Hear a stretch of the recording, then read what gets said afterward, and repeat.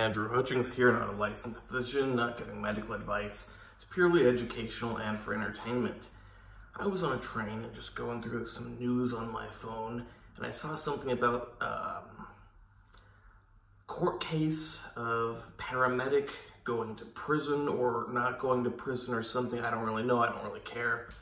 Got in some sort of trouble because I'm not sure if it was one or two people. I'm not sure if it was a man or a woman, so I'm going to say they injected some guy with ketamine to subdue him because apparently he was freaking out. Who knows? He could have been on a lot of other drugs. Who knows the reason he was freaking out? But you had some combative person.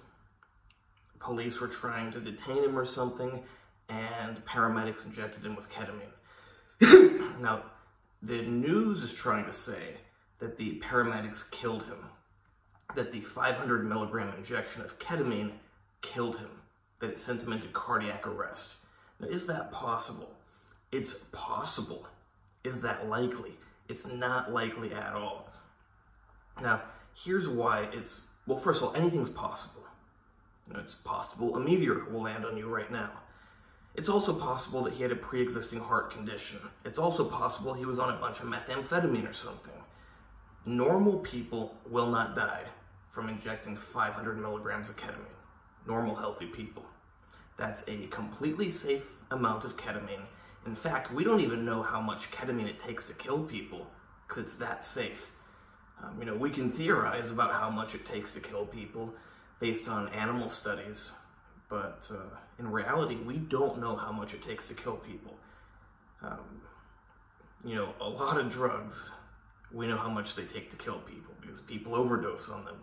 People do not overdose on ketamine. Now, you'll hear about in the news, so-and-so overdosed on ketamine. There was an actor, Matthew Perry. I think it was reported that he overdosed on ketamine. I'm not sure. If that's the case, it's not that he overdosed on ketamine, it's that he took ketamine, was in an altered state, and drowned to death while in that altered state. Unless you have underlying health conditions, ketamine is not, like I said, anything's possible. You might get struck, who knows, maybe it's going to change the electric charge of your body ever so slightly, and lightning will be more likely to hit you. But ketamine is essentially non-toxic. Oh, but it causes bladder toxicity. Find me some cases of that. I'm sure they exist. I'm not doubting it. But I've seen a lot of people use a lot of ketamine. I've never seen bladder toxicity. I've also never seen anybody die from ketamine. And like I said, I've seen a lot of people use a lot of ketamine. Also, just, 500 milligrams, the dose used to subdue this person, that is a standard anesthesia dose. Now, you may go, but anesthesia, that's all controlled in the hospital. Well, yes, which is necessary for other medications, such as opioids, such as gas anesthetics, such as paralytics. But for ketamine, it's not, because ketamine does not suppress your respiratory system, does not suppress your cardiac system, doesn't do anything that can harm you, besides make you unaware of your surroundings and unable to move your body. So, there's that. Now, if you are not in a pool, not standing on the edge of a cliff, and not in a dangerous situation, you're going to be fine. Now, of course, if someone's standing up and they took 500 milligrams all at once, they could fall down and hit their head. You get the idea. But there's no biological change that's going to kill them. Except if they have an underlying heart condition, it is possible. Why is that? Ketamine is a mild stimulant. Now, how mild is it? No. How strong or how weak is anything? It depends on what you're comparing it to. Compared to amphetamine, for example, it is very mild. Compared to water, it's pretty strong. Now, I've seen it raise people's blood pressure and heart rate. Like I said, unless someone has an underlying heart condition, it's not a negligible increase. Like, it does increase heart rate and blood pressure, but not to the point where any healthy person is going to have an issue with it. And how much it increases, it also depends on the person. Some people will get no increase in heart rate and blood pressure. Some people get more. And if you are already Say you're a few points away from a hypertensive crisis and you take ketamine, that might just put the nails in your coffin. Say you already have really high tachycardia and you take ketamine, that might just seal the deal. If you already just snorted a big old line of meth, or you smoked a fat cloud or whatever they would call it, I'm not sure on the terminology, and then you get injected with 500 milligrams of ketamine, that might be enough to push you over the edge. But saying that 500 milligrams of ketamine killed the guy is like saying they hooked him up to an IV bag and murdered him. Because ketamine is safe. An IV bag is safe. But you know, there is a person that if you hook them up to a saline IV bag, arguably like the safest thing you could ever do, there is a person out there who will die from it. Because everybody's different. You don't know what their underlying health condition is. Maybe they have heart failure and their heart can't pump enough. I'm not going to get into explaining it, but if they had a certain kind of heart failure and you hook them up to an IV bag, you might kill them. But 99.9, I don't know the exact number, but saline IV solution is widely accepted as safe for pretty much everybody. Just like ketamine is safe for pretty much everybody. Now, most people just don't know very much about ketamine, including doctors. You know, some doctors, I like to say people who work as doctors, know about it. But for the most part, your average person who works as a doctor has absolutely no clue about it. Anesthesiologist probably knows about it because they should be using it. They should probably be using it more than they do, considering how safe it is. But, you know, there are contraindications, like if the person is really hypertensive or has really strong tachycardia, that is a counterindication.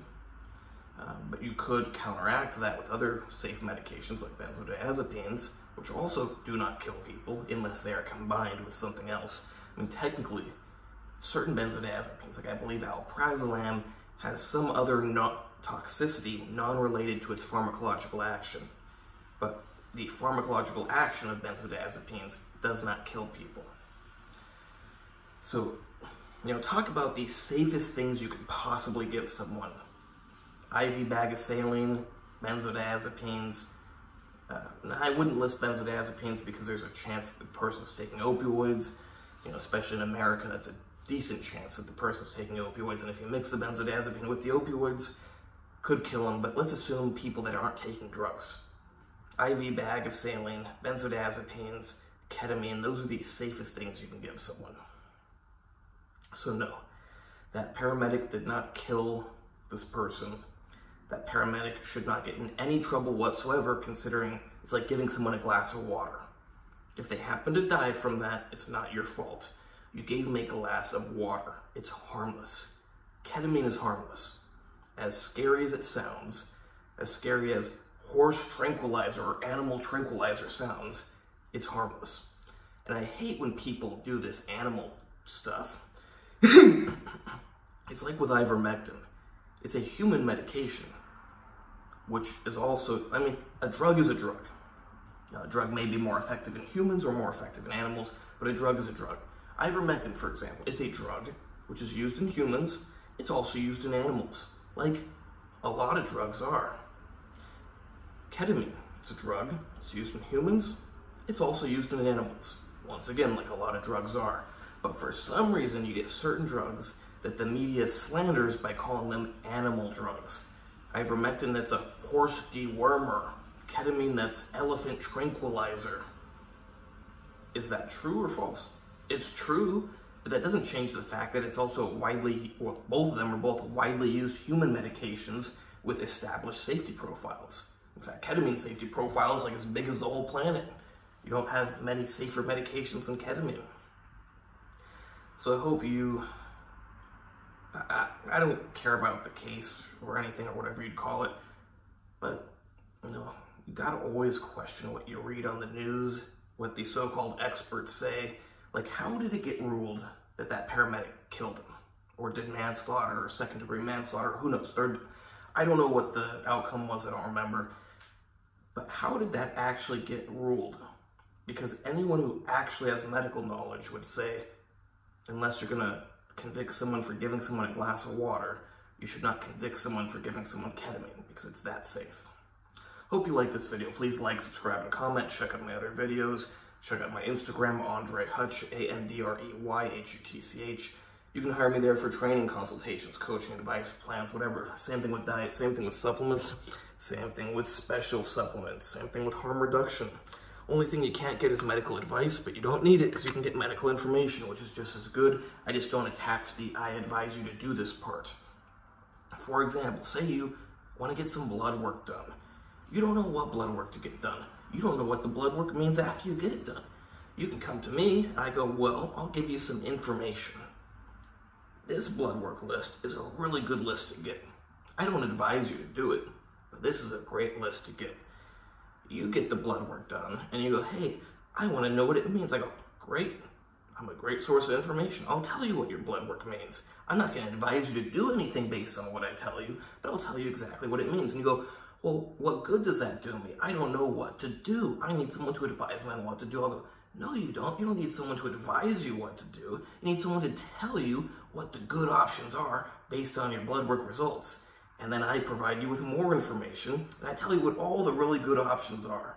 And if you're still not sure, I go, well, I would do this, but I don't advise you to do anything.